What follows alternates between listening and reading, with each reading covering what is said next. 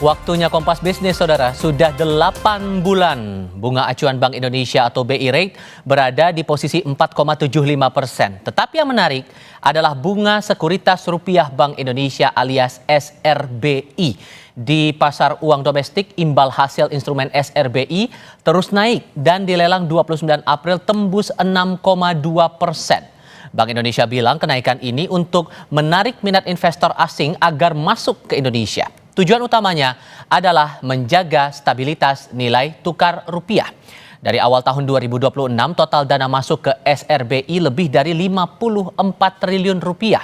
Ketika Kompas TV bertanya langsung kepada Bank Indonesia tentang benarkah bunga SRBI yang tinggi membuat bunga di perbankan sulit turun, Bank Sentral menjawab selalu ada dampak kontraksi atas kebijakan yang bersifat kontraksi.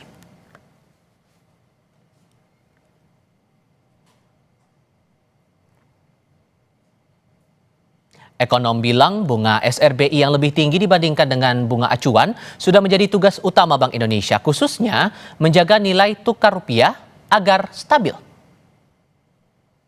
Bank Sentral, karena disitulah fungsi Bank Sentral untuk menstabilisasi ketika mata uang negaranya itu mengalami volatility yang sangat ekstrim, volatility atau fluktuatif yang ekstrim. Jadi BI itu sebagai stabilisator. So di sini kita nggak bisa ngomong kata ya, oh BI sudah memanjakan investor asing lah. Bukan itu konteksnya. Tapi memang itu tupoksi yang harus dikerjakan oleh Bank Indonesia. Setahu saya, key performance indicator BI itu ya tadi stabilitas moneter kan.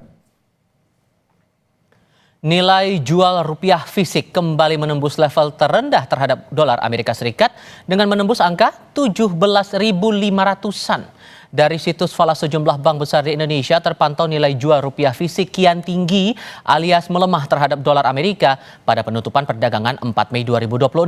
Kurs Bank Sentral Asia menunjukkan angka jual tertinggi di level 17.523 per dolar, sementara angka beli di 17.223 rupiah.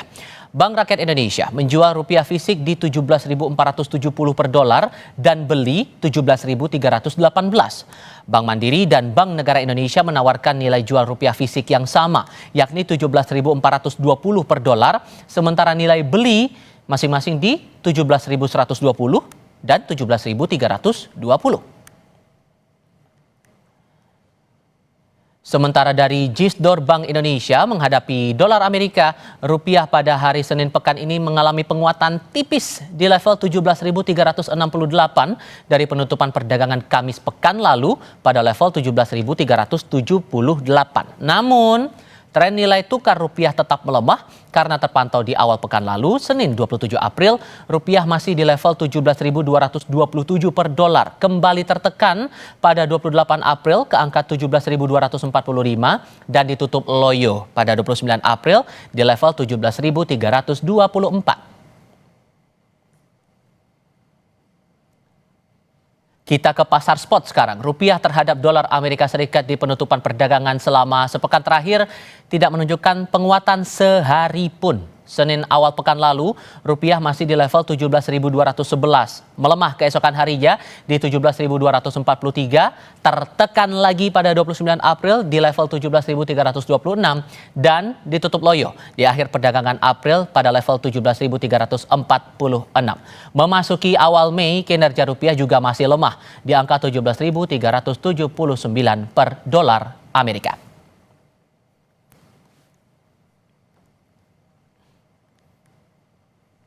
Nilai jual rupiah fisik di perbankan babak belur dengan menembus angka 17.500 per dolar Amerika. Apa faktor domestik dan global yang jadi penyebab dan apa risiko real yang harus dihadapi masyarakat saat rupiah terus-menerus menembus level terlemah sepanjang sejarah? Saya akan diskusikan ini bersama ekonom Universitas Paramadina Wijayanto Samirin. Pak Wija, selamat pagi dengan Tifal di sini, Pak. Pagi Mas Tifal. Terima kasih sudah bergabung bersama kami. Cadangan devisa kita udah kepake, SRBI levelnya juga udah naik. Tapi kok kalau dilihat-lihat rupiah kita masih tetap lemah. Ada apa nih, Pak? Ya, memang kalau kita lihat rupiah melemah itu sudah tren yang terjadi sejak beberapa tahun yang lalu ya. Ini menggambarkan daya saing, produktivitas ekonomi kita yang terus melemah. Jadi BI melakukan berbagai upaya intervensi ketika real sektor fundamental ekonomi tidak diperbaiki, ya itu tidak akan bisa membantu. BI itu hanya bisa smoothing, memperhalus volatility, tapi tidak bisa secara decisive menentukan nilai tukar rupiah. Kalau kita melihat apa yang dilakukan oleh BI sudah optimal. Nah, sekarang PR terbesarnya ada di pemerintah. Bagaimana kebijakan fiskal, bagaimana kebijakan sektoral itu bisa meyakinkan para investor, bisa membawa ekonomi kita menjadi lebih produktif, lebih efisien, lebih berdaya saing. Itu tantangan saat ini, Mas.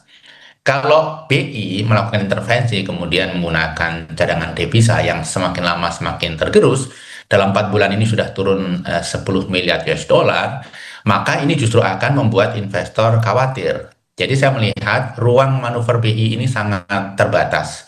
Jadi sudah saatnya kebijakan fiskal pemerintah itu diperbaiki secara sangat serius. Oke. Kemudian yang juga mau saya konfirmasi, ini kan pernyataan dari Bank Indonesia juga yang menyebut nilai tukar rupiah kita di bawah nilai fundamental alias undervalued. Coba bantu kami untuk paham konteks undervalue ini dan kalau dikaitkan dengan kondisi sekarang, Pak, tepatkah undervalue? Ya, memang penentuan undervalued atau overvalued oleh BI, oleh para akademisi itu menggunakan rumus basic. Kalau kita menggunakan rumus basic, apakah kita menggunakan interest Pareto atau FER, itu memang rupiah undervalued. Tetapi kan itu rumus yang sangat sederhana dan belum memasukkan faktor-faktor yang teramat penting seperti faktor psikologis, faktor sentimen, faktor progres, perkembangan dinamika global, kemudian kebijakan-kebijakan pemerintah yang blunder. Jadi ada begitu banyak faktor penting yang belum masuk dalam perhitungan sederhana itu. Jadi kalau menurut saya, ya secara teori undervalue, tetapi yang paling penting adalah nilai tukar di pasar saat ini, karena itu yang paling valid, itu adalah bagaimana investor melihat Indonesia dan melihat rupiah. Oke. Bantu saya untuk paham lagi dan mungkin ini jadi penegasan, karena Anda sudah sempat singgung di sebelumnya, Pak, masalah penjualan rupiah secara fisik kita udah tembus di atas 17.500-an per dolar. Kalau kita lihat selain menyalahkan global terus karena sekarang kondisi geopolitik juga lagi nggak menentu. Untuk konteks fundamental Anda sudah sempat singgung, tapi secara dalam konteks fiskal moneter kita ini udah lagi di posisi yang kayak gimana sih, Pak, sebetulnya? Ya, ini 80% faktor domestik, bukan faktor global. Buktinya rupiah itu dalam 6 bulan terakhir itu melemah terhadap 85% mata uang di dunia. 85%, jadi hampir semua. Kemudian rupiah juga melemah terhadap hampir seluruh mata uang di ASEAN. Apakah itu Singapura dolar, ringgit Malaysia, Vietnam, kemudian Filipina, kemudian Thailand, kita melemah semua. Ini menggambarkan bahwa problemnya ada di kita. Nah, tadi Mas Tifal menyinggung faktor fiskal, faktor moneter. Ya, memang permasalahannya di situ. Kalau di fiskal, selama ini investor kita semua belum melihat pemerintah secara serius berusaha memperbaiki profil APBN kita. Jadi kita semua, termasuk para investor, itu khawatir defisitnya akan tembus 3%, bahkan 3,5%, mungkin tembus. Dan yang menjadi permasalahan adalah untuk menutup itu kan nanti perlu menerbitkan surat utang. Kita semua melihat demand, appetite investor untuk membeli surat utang itu makin turun. Dulu bid cover rasionya 4,4%, artinya setiap penerbitan satu peminatnya 4,4, kemudian turun menjadi 1,4, sekarang terakhir tinggal 1,1. Artinya ini situasi yang perlu didalami. Jadi itu fiskal. Kalau moneter, Mas Tifal, memang secara struktural neraca pembayaran kita itu rada bermasalah. Jadi tahun lalu mengalami defisit, ada outflow, artinya tahun ini kemungkinan juga akan mengalami defisit karena beberapa faktor, Mas Tifal. Yang pertama, banyak uang keluar untuk membayar dividen dan bunga. Kemudian yang kedua juga investasi portfolio itu mengalami outflow. Jadi yang keluar dari pasar modal, pasar obligasi, bahkan SBN itu cukup deras. Ini semua terjadi sejak kira-kira kuartal ke-3 tahun lalu dan berlanjut hingga sekarang. Bahkan kalau kita lihat pasar modal kita, tahun ini saja outflow-nya kan net sell asing 49 triliun. Itu angka yang luar biasa besar. Belum lagi FDI itu juga mengalami penurunan, Mas. tahun lalu, dan tahun ini kalau kita lihat tanda-tandanya akan mengalami penurunan. Dan kita menggunakan data FDI BI ya, bukan data FDI-nya BKPN. Ya. Karena BI itu memantau FDI dari melihat memantau uang yang keluar masuk. Menurut saya angkanya lebih akurat. Oke. Kalau dikaitkan dengan kondisi ke masyarakat di akar rumput, Pak, seandainya rupiah ini terus melemah, sekalipun kita mendengar bahwa kondisi rupiah under value itu kata BI, kemudian dari otoritas terkait juga bilang ini kondisi masih terkendali. Kalau tren ini, pelemahan ini masih akan terus terjadi, hal apa yang paling dirasakan di level akar rumput, di level masyarakat? Efeknya kemana nanti, Pak? Oh, efeknya kemana-mana, hampir ke semua aspek kehidupan. Kita lihat saja misalnya BBM. Kan 62,5% BBM kita impor, gitu ya. Dan itu dalam US dollar harganya, termasuk yang diproduksi di domestik. Kemudian 70% LPG kita impor.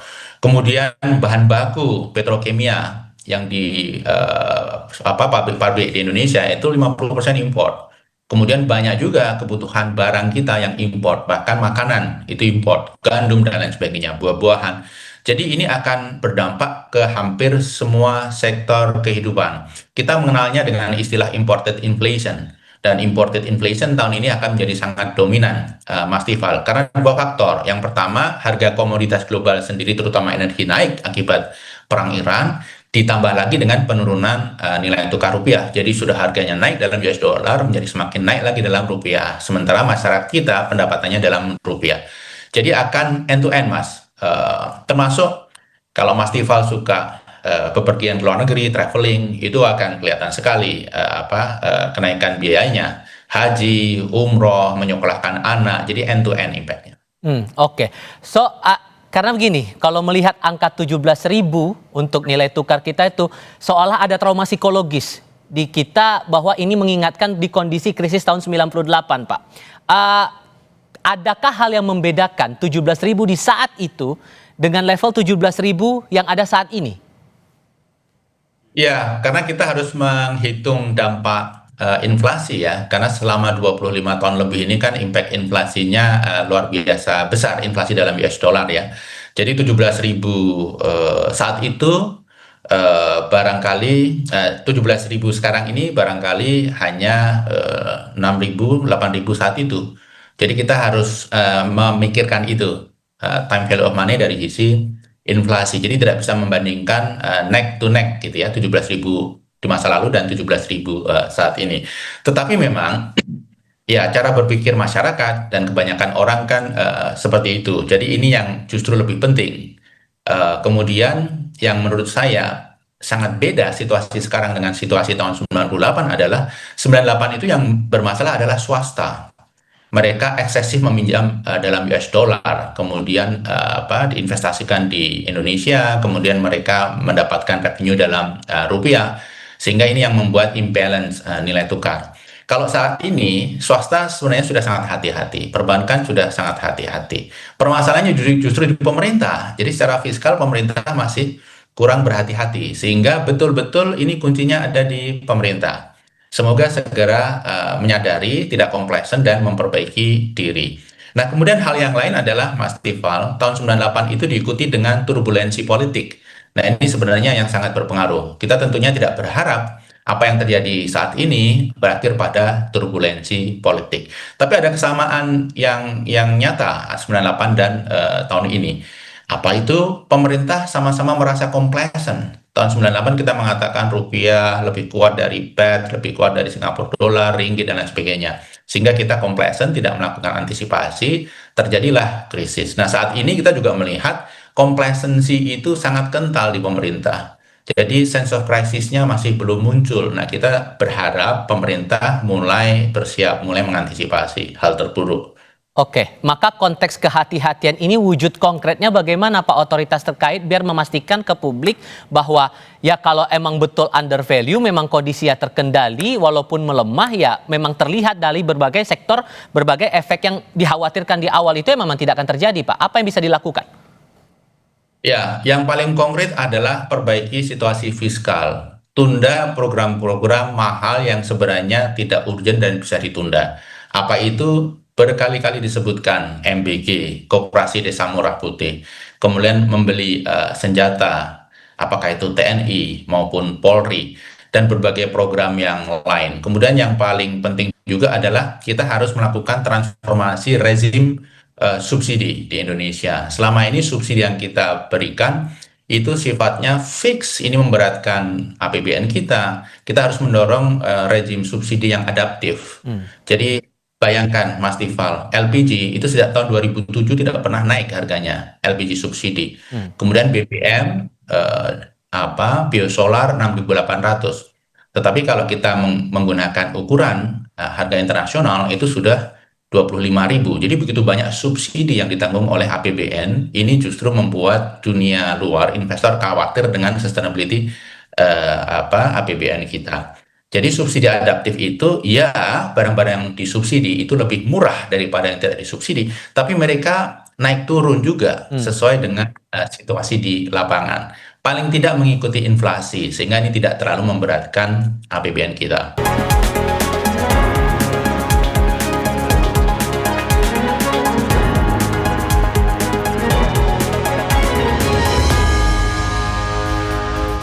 Melanjutkan diskusi Pak Wija, hari ini kan rencananya BPS, Badan Pusat Statistik, akan mengumumkan angka pertumbuhan ekonomi kuartal 1 tahun 2026. Pemerintah udah optimis angkanya di atas 5%, bahkan Menko Perekonomian bilang angkanya lebih besar atau sama dengan 5%. Anda pribadi merasa kita ngejar nggak tuh angka sana? Ya, saya melihat memang target di atas 5% itu akan terwujud, bahkan bisa 5,3, 5,4%. Tetapi faktor yang menyebabkan adalah faktor seasonal saja, karena Nataru, kemudian Imlek, kemudian Lebaran itu terjadi pada kuartal yang sama. Di tahun lalu kan Lebaran terjadi di kuartal kedua, jadi simple masalah itu saja. Kemudian yang kedua barangkali memang upaya pemerintah untuk melakukan spending di awal itu juga sedikit membantu. Tapi kalau kita kaitkan dengan nilai tukar rupiah, ya ini tidak terlalu berdampak karena sifatnya seasonal dan hanya kuartal saja. Rupiah baru terdampak ketika pertumbuhan ekonomi kita itu sifatnya struktural, fundamental, dan tinggi dalam waktu yang cukup panjang. Itu baru ada dampaknya. Oke, kalau kemudian gambarannya begini, tercapai angka 5% ke atas, atau kita sebut saja lah dengan optimisme dari Pak Menko Perekonomian angkanya 5,5%, tapi melemah nilai tukar rupiah sampai sekarang, angka pertumbuhan itu masih dibilang kredibel nggak sih Pak dengan kondisi yang ada ini? Ya, saya rasa kredibel, tetapi nilai tukar rupiah itu kan tidak menggunakan pertumbuhan kuartal ini saja sebagai referensi. Dia akan melihat pertumbuhan, forecast pertumbuhan tahun ini, bahkan pertumbuhan tahun-tahun ke depan. Nah, kalau kita lihat kan World Bank masih memproyeksikan pertumbuhan kita tahun ini 4,7%, IMF 4,9%. Jadi itu yang sebenarnya angka yang tidak terlalu menggembirakan bagi Indonesia yang masih dalam level middle income. Jadi kalau kita lihat kuartal 1 ini angkanya mungkin valid 5,4% kalau itu pun terjadi dan ini kredibel. Tetapi kembali faktor seasonal yang menyebabkan ini. Artinya pemerintah tidak melakukan apapun, pertumbuhan kuartal pertama ya akan lebih tinggi daripada kuartal-kuartal biasanya karena faktor Lebaran, Imlek, dan Nataru tadi. Dan pelemahan ini kalau terus berlanjut Pak, apakah akan memicu turbulensi dalam tanda kutip untuk pertumbuhan kita di kuartal 2 ini? Ya, ini jelas akan berdampak ya, karena akan mengerus daya beli masyarakat. Sementara daya beli masyarakat, konsumsi rumah tangga itu sekitar 60% GDP kita. Daya beli masyarakat tergerus karena imported inflation tadi, harga energi naik, kemudian biaya travel naik, barang konsumsi bahkan makanan naik, semuanya naik sehingga mereka mengerem konsumsi. Dan volume transaksi pasti akan turun karena itu. Belum lagi kita melihat faktor-faktor dunia usaha yang melihat rupiah mengalami volatilitas dan cenderung melemah, mereka pasti akan mengerem ekspansi. Dan ini dampaknya luar biasa, tidak hanya bagi penciptaan lapangan kerja, tapi juga bagi dinamika ekonomi yang ujung-ujungnya adalah pertumbuhan ekonomi. Bisa di bawah 5% nggak untuk kuartal 2 ini potensinya dengan berbagai dinamika itu tadi, Pak? Saya yakin hampir pasti di bawah 5% untuk kuartal kedua. Kisarannya berapa kira-kira kalau Anda menghitung-hitung dan kayaknya bakal relevan di angka rentang berapa gitu? 4,5-4,7%. Itu hitung-hitungan kasar saya. Apalagi ditambah dengan pertumbuhan kuartal kedua tahun 2025 yang mengejutkan semua orang. Diumumkan 5,12%, padahal banyak pihak yang memperkirakan itu hanya 4,8-4,85%. Jadi, karena ada unsur pertumbuhan tahun lalu diinflate, dan kalau kita membandingkan year on year pertumbuhan ekonomi kuartal kedua tahun ini kan dibandingkan kuartal kedua tahun yang lalu, basisnya tinggi sehingga ini akan mendorong pertumbuhan ekonomi kuartal 2 ini lebih rendah. Oke. Maka apa solusi konkretnya kalau begitu, Pak? Seandainya kuartal 2 sampai pada analisis atau perkiraan Anda itu tadi, masihkah perlu ada intervensi dalam bentuk instrumen baru mungkin atau memperbesar bantuan sosial bagi masyarakat yang berpotensi turun kelas, terutama mereka yang ada di level menengah itu? Ya, ada beberapa hal yang perlu dilakukan oleh pemerintah, tetapi prinsipnya pemerintah dalam situasi berat seperti ini tidak perlu memaksakan pertumbuhan ekonomi yang tinggi, yang akhirnya mengorbankan sustainability fiskal, tetapi fokus kepada kualitas pertumbuhan ekonomi yang baik. Jadi tumbuh 4,7%, 4,8% itu sudah bagus dalam situasi saat ini, asal kualitasnya baik.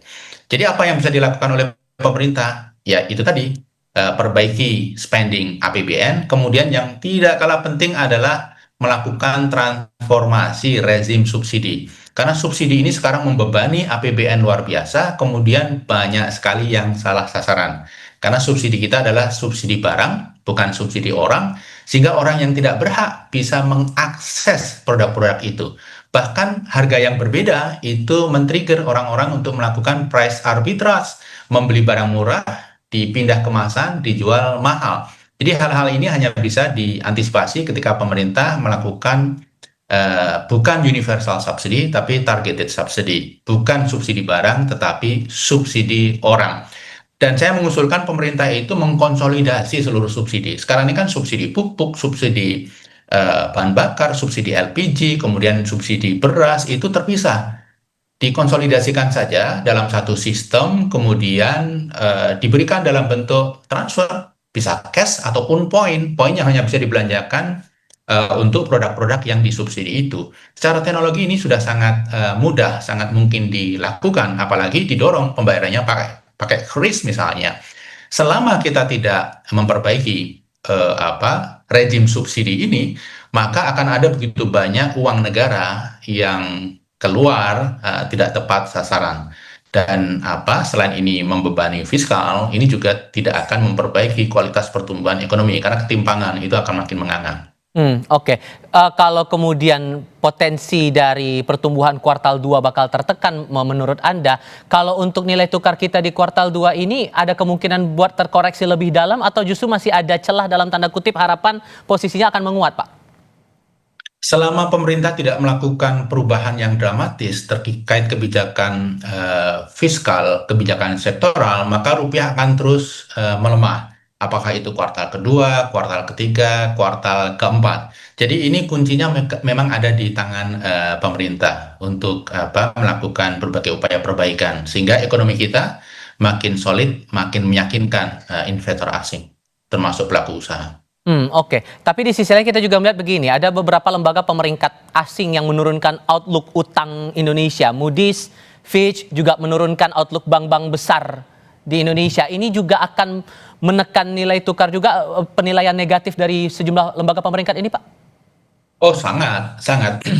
Jadi bank itu kan urat nadi ekonomi kita. Ketika ekonominya bermasalah, maka bank-bank ini juga akan mengalami masalah. Ketika ekonomi melemah, bank-bank ini akan mengalami permasalahan, semakin sulit melempar kredit, kemudian NPL-nya akan meningkat. Itu kira-kira gambarannya. Dan ketika kredit rating negara itu turun, sangat solid, sangat bisa dipastikan kredit rating bank-bank besar yang sistemik itu juga turun. Dan ketika bank itu turun, yang terjadi adalah capital outflow. Mayoritas mereka kan adalah bank listed, perusahaan terbuka, yang sahamnya listed di Bursa Efek Indonesia, sehingga kita lihat bank-bank besar itu harga sahamnya turun karena asing menjual, bahkan investor domestik pun menjual. Ini akan menekan nilai tukar rupiah dari dampak tidak langsung berupa capital outflow tadi. Oke. Pak Wijayanto Samirin, terima kasih banyak sudah berdiskusi dan berbagi pandangan bersama saya hari ini. Sehat selalu ya, Pak. Selamat pagi. Makasih Mas Ival. Terima kasih kembali Bapak.